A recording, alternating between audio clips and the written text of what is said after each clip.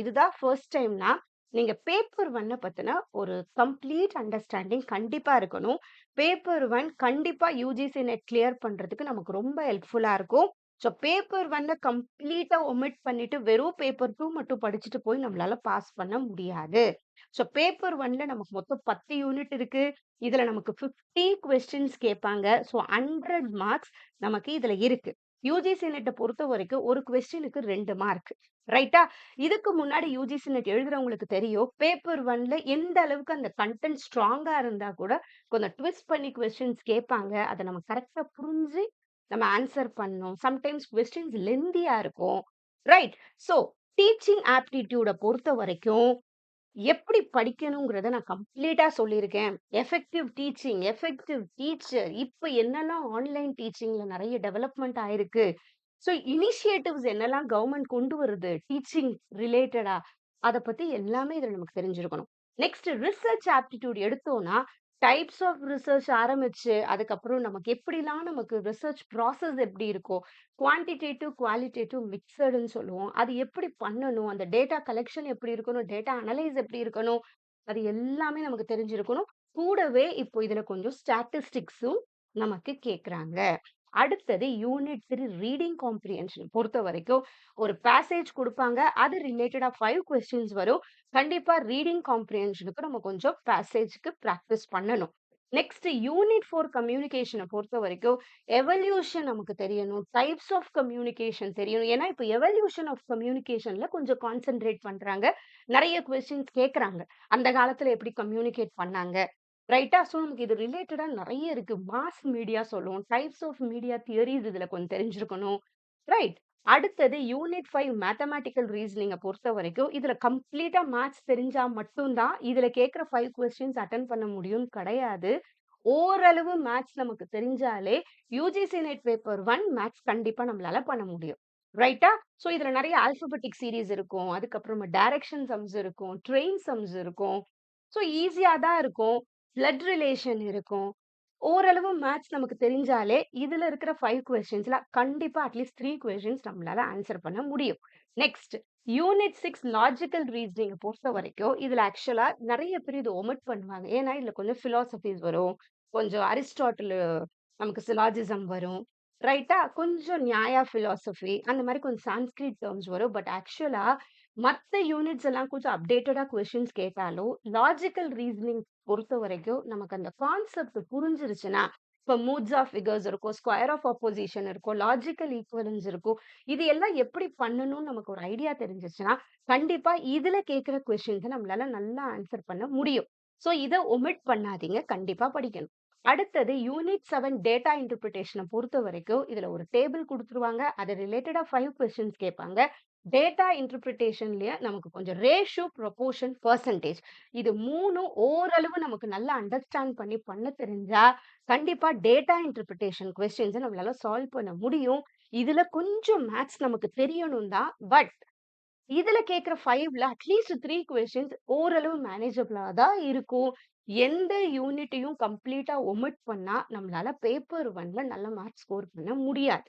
So எது தேவையோ, எங்க அப்டேட்டட் ஆகுதோ, எந்தெந்த டாபிக் நம்ம படிக்கணுமோ, அத படிக்கணும். ஏன்னா பேப்பர் 1 சிலபஸ்ல இருக்கிறது 50% தான். பட் அதையும் தாண்டி 50% அப்டேட்டடா தான் இப்ப கொஸ்டின்ஸ் வரும். நம்ம எழுத போறது காம்படிட்டிவ் எக்ஸாம். நம்ம ஃபர்ஸ்ட் மனசுல வச்சுக்கணும். அதுக்கு நம்ம நெறைய ட்ரெயின் பண்ணிக்கணும். என்னதான் நல்ல ரிசோர்ஸஸ் குடுத்தாலும், நம்ம அத எப்படி வேல்யூ பண்ணி, அந்த ரிசோர்ஸஸ் எப்படி ப்ராப்பரா யூஸ் பண்றோம், எப்படி ஸ்மார்ட்டா ஹேண்டில் பண்றோம், அதுல கொஞ்சம் எங்க எஃபர்ட் போடுறோம், அதெல்லாமும் கண்டிப்பா இம்பார்ட்டன்ட். ரைட்டா? நெக்ஸ்ட் யூனிட் 8 ஐசிடிய பொறுத்தவரைக்கும், ஜெனரேஷன்ல ஸ்டார்ட் பண்ணி, இப்ப என்னலாம் நமக்கு ஐசிடில டிஜிட்டல் இனிஷியேட்டிவ்ஸ் என்னலாம் வருது, கூடவே கொஞ்சம் எம்எஸ் ஆஃபிஸ் பத்தி, வேர்ட் பத்தி, எக்ஸெல் பத்தி மெயினா கண்டிப்பா தெரிஞ்சிருக்கணும். ரைட்டா? எக்ஸெல் அந்த ரெஃபரன்சிங், அந்த சிம்பிள்ஸ் பத்தி நெறைய கேட்கறாங்க. அப்புறம் பவர் பாயிண்ட்னா அந்த ரிப்பன்ஸ் பத்தி கொஞ்சம் தெரிஞ்சிருக்கணும்.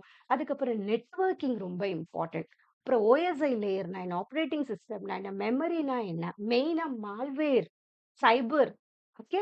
அதெல்லாம் நமக்கு தெரிஞ்சிருக்கணும்.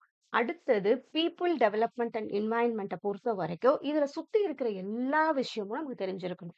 பொல்யூஷன் ஏன் வருது? எதுக்கு வருது? குளோபல் வார்மிங்னா என்ன? எதனால ஓசோன் லேயர் இதுவாகுது? ஏன் ஓஷன் அசிடிஃபிகேஷன் ஆகுது? இத தடுக்க என்ன வழி? ரைட்டா? லெட் எதுக்கு யூஸ் பண்ணா என்ன ஆகும்? சிஎன்ஜி கேஸஸால என்ன நடக்குது? ஹார்ட் வாட்டர்னா என்ன? சாஃப்ட் வாட்டர்னா என்ன? ஏர் பொல்யூஷன்னா என்ன? ஏக்யூஐனா என்ன?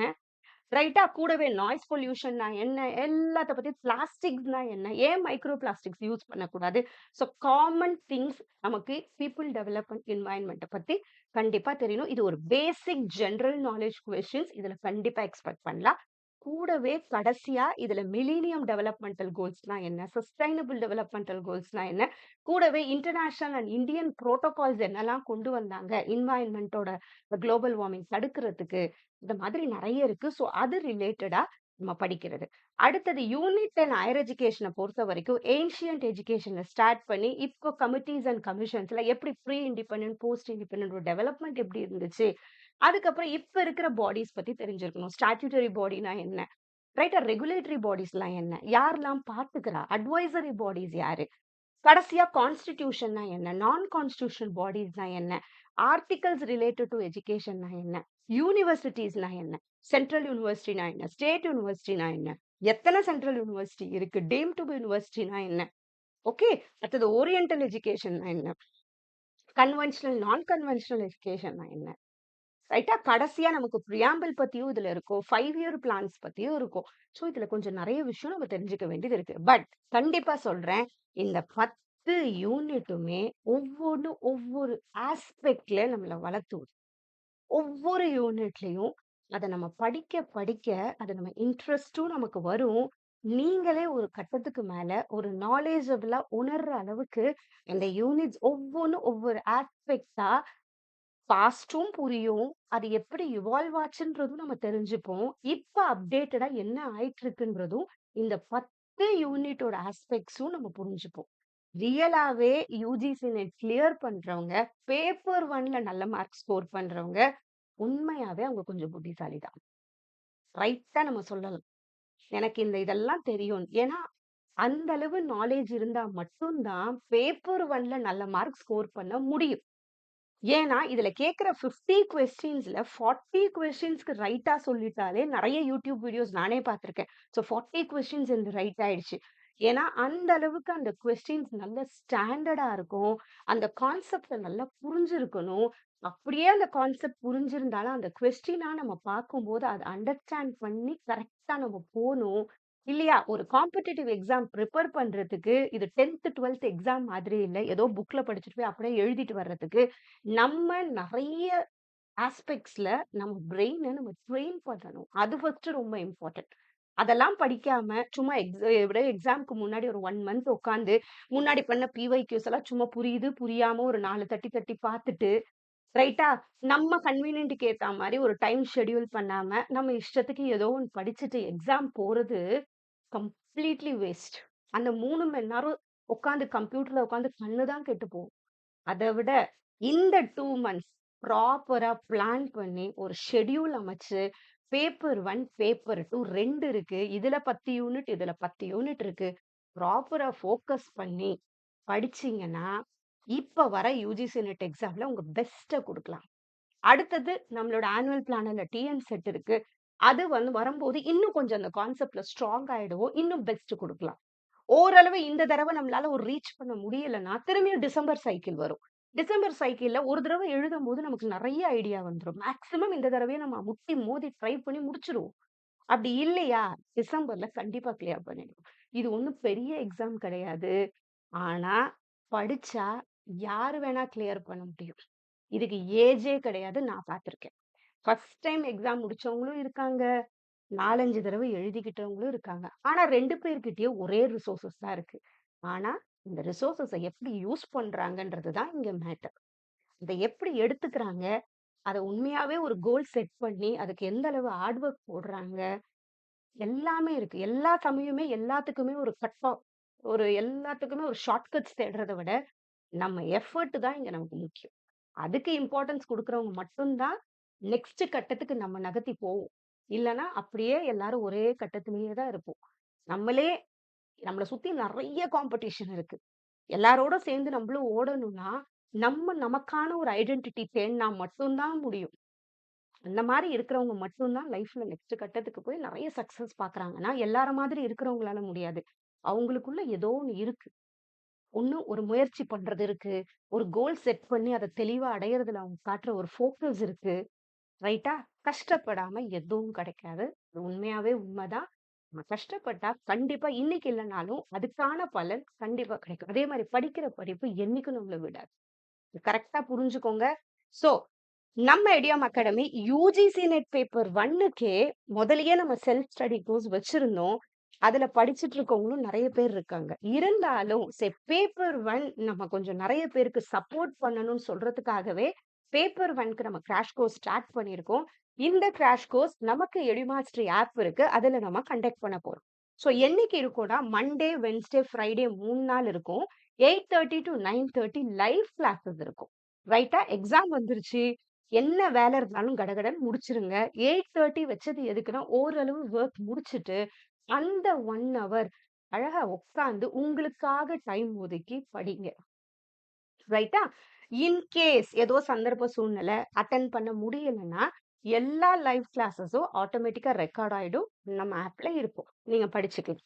ரைட்டா? சோ, இது நெக்ஸ்ட் நெறைய பேருக்கு என்ன டவுட் இருக்கும்னா, மேம் இது என்ன புரியல. பிளான் 1 அண்ட் பிளான் 2ங்கிறது தான் நெறைய பேர் கேட்டது. இது பிளான் 1 என்னன்னா, ₹3000 போட்டிருக்கோம்.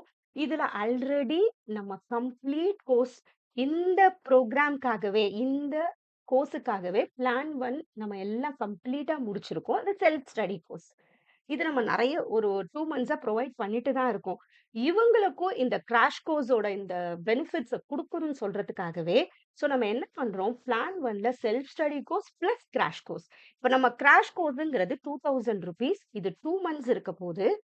நீங்க இதுல லைவ் கிளாஸஸ் இருக்கும், ரெக்கார்டட் கிளாஸஸ் இருக்கும், டவுன்லோடபிள் பிடிஎஃப்ஸ் இருக்கும். கூடவே சிபிடி மோட் டெஸ்ட் சீரிஸ் இருக்கும். அதுதான் இம்பார்ட்டன்ட். இப்ப நம்ம யுஜிசி நெட் எக்ஸாம் எப்படி பண்ண போறோம்னா, சிபிடி மோட்ல பண்ண போறோம். ரைட்டா? கம்ப்யூட்டர் இருக்கும். அந்த எம்சிக்யூஸ் இருக்கும். ஜஸ்ட் அத கிளிக் பண்ண போறோம். ஆன்சர். அதுக்கு நம்ம பிரெயின் ட்ரெயின் பண்ணும் இல்லையா? நம்ம கொஞ்சம் பிராக்டிஸ் பண்ணும் இல்லையா? அதுக்காகவே நம்ம என்ன பண்ணுவோம், ஒவ்வொரு யூனிட்ஸும் ஃபர்ஸ்ட் சப் யூனிட்ஸா பிரிப்போம். அந்த சப் யூனிட் வைஸ் உங்களுக்கு சிபிடி மோட் பிராக்டிஸும் வரும். அது பண்ணும்போது இன்னும் நம்ம நல்லா ட்ரெயின் ஆயிருவோம். அதுல மேக்ஸிமம் பிஒய்க்யூஸ் ஆட் பண்ணுவோம். Previous year questions. Okay. UGC net paper 1 நீங்க ஜெனரல் பேப்பர் இது. யார் வேணா நம்ம சேரலாம். நீங்க கண்டிப்பா இதுல நல்ல மார்க் எடுக்கணும். இன்ட்ரஸ்டடா இருந்தீங்கன்னா, நம்ம ஆப்ப டவுன்லோட் பண்ணுங்க. இது செல்ஃப் ஸ்டடி பிளஸ் கிராஷ் கோர்ஸ்ன்னு இருக்கும். இதுல நம்ம ஆல்ரெடி இதுல 45 videos, 44 files that means downloadable PDFs, 62 test already இதுல ஆட் பண்ணி, உங்க பேஸ்ல நீங்க படிக்கிறதுக்கு நம்ம ஒரு கோர்ஸ் செட் பண்ணி குடுத்தாச்சு. இப்ப என்ன பண்றோம், இப்ப நம்ம ஸ்டார்ட் பண்ண போற கிராஷ் கோர்ஸோட பெனிஃபிட்ஸும் இவங்களுக்கும் போய் சேரணும்னு சொல்லிட்டு, இவங்களுக்கு கிராஷ் கோர்ஸ் பெனிஃபிட்ஸும் குடுத்துருக்கோம். ரைட்டா? இதுதான் இந்த பிளான் 1ஓட self study plus paper 1 crash கோர்ஸோட இன்ஃபர்மேஷன். இதுல 6 மந்த்ஸ் வேலிடிட்டி இருக்கும். நீங்க இந்த பிடிஎஃப்ஸ் எல்லாம் டவுன்லோட் பண்ணி வச்சுக்கலாம். நெக்ஸ்ட் இல்ல மேம் நான் வெறும் கிராஷ் கோர்ஸ் மட்டும் சேர்ந்துக்கிறேன்னா, ஏப்ரல் 2ல இருந்து நம்ம ஆப்ல ஸ்டார்ட் ஆக போகுது. ஓரியன்டேஷன் நமக்கு 8 to 8:30 பிஎம் நைட் இருக்க போது. 8 to 8:30 ஆப்ல இருக்க போது. நீங்க ஜாயின் பண்ணலாம். அன்னைக்கு நம்ம இந்த கோர்ஸ் எப்படி பண்ண போறோம்? அன்னைக்கு நம்ம எந்த இதுவும் ஸ்டார்ட் பண்ண போறதில்ல. ஜஸ்ட் இந்த கோர்ஸ் எப்படி இருக்க போது? நம்ம என்ன மாதிரி இந்த 2 மந்த்ஸ் டிராவல் பண்ண போறோம்? எல்லாத்தையும் நம்ம எக்ஸ்பிளைன் பண்றோம். ரைட்டா? பட் நம்மளோட class 8:30 to 9:30 Monday, Wednesday and Friday இருக்க போது. யுஜிசி நெட் பேப்பர் 1 பொறுத்தவரைக்கும். ரைட்டா? இதுதான் நம்ம ஷெட்யூல் பண்ண டைம் டேபிள். ஏப்ரல் 2 மட்டும் நம்மளோட ஓரியன்டேஷன் 8 to 8:20 இருக்கும். அதுக்கப்புறம் மத்த நாள்லாம் நமக்கு 8:30 to 9:30 கிளாஸ் இருக்கும். அதுக்கப்புறம் நம்ம எல்லா யூனிட்ஸும் இதே மாதிரி பிரிச்சிருக்கோம். அந்தந்த டேட்ஸோட நம்ம டைம் டேபிள் செட் பண்ணியிருக்கோம். இந்த டைம் டேபிள் நம்ம ஆப்லயும் அப்லோட் பண்ணியிருக்கோம். ஓப்பன்ல தான் இருக்கும். நீங்களும் பார்த்துக்கலாம். எல்லா யூனிட்ஸ்க்கும் நம்ம 3 டேஸ் ஒதுக்கியிருக்கோம். அந்த யூனிட்ஸ பத்தி ஒரு கம்ப்ளீட்டா படிக்கவும் போறோம். கூடவே எம்சிக்யூ பிராக்டிஸும் நம்ம பண்ணி பார்க்க போறோம். ரைட்டா? கிளாஸ்லயும் நம்ம எம்சிக்யூ பிராக்டிஸ் பார்க்க போறோம். கூடவே சிபிடி மோட் பிராக்டிஸும் நமக்கு குடுக்க போறோம். இது எல்லாமே உங்களுக்கு கிடைக்க போது. ஒரு யூனிட் சப் யூனிட்ஸா பிரிச்சு ஒரு சங்க்ஸா படிக்க போறோம். அது ரிலேட்டட் டெஸ்ட்டும் நம்ம அட்டெண்ட் பண்ணி பார்க்க போறோம். ஸோ கம்ப்ளீட் கிளாரிட்டி கிடைக்கும். எம்சிக்யூ பிராக்டிஸ் நம்ம கிளாஸ்லயும் பண்ணி பார்க்க போறோம். சிபிடி மோட்லயும் கிடைக்க போது. டவுன்லோடபிள் ஸ்டடி மெட்டீரியல்ஸும் இருக்கு. இதுதான். ஸோ கோர்ஸ்ல நீங்க இன்ட்ரஸ்டடா இருந்தீங்கன்னா, நம்மளோட சேனல ரெகுலரா ஃபாலோ பண்றவங்களுக்கு தெரியும். நம்ம YouTubeலயே பேப்பர் 1 பெஸ்ட்டா குடுப்போம். ஸோ இன்னும் கிளாஸ்ல எந்த அளவுக்கு கம்ப்ளீட் சப்போர்ட் குடுக்க முடியுமோ, கண்டிப்பா இந்த கிராஷ் கோர்ஸ் பயங்கர எஃபெக்டிவா இருக்கும். ரைட்டா? நீங்க பேப்பர் 1ல மேக்ஸிமம் ஸ்கோர் பண்றதுக்கு ஹெல்ப்ஃபுல்லா தான் நம்ம டிசைன் பண்ணிட்டு இருக்கோம். ரைட். ஸோ நீங்க இன்ட்ரஸ்டடா இருந்தீங்கன்னா, ஆப் லிங்க் நான் குடுக்குறேன் டிஸ்கிரிப்ஷன்ல. டவுன்லோட் பண்ணி கோர்ஸ பர்ச்சேஸ் பண்ணிக்கோங்க.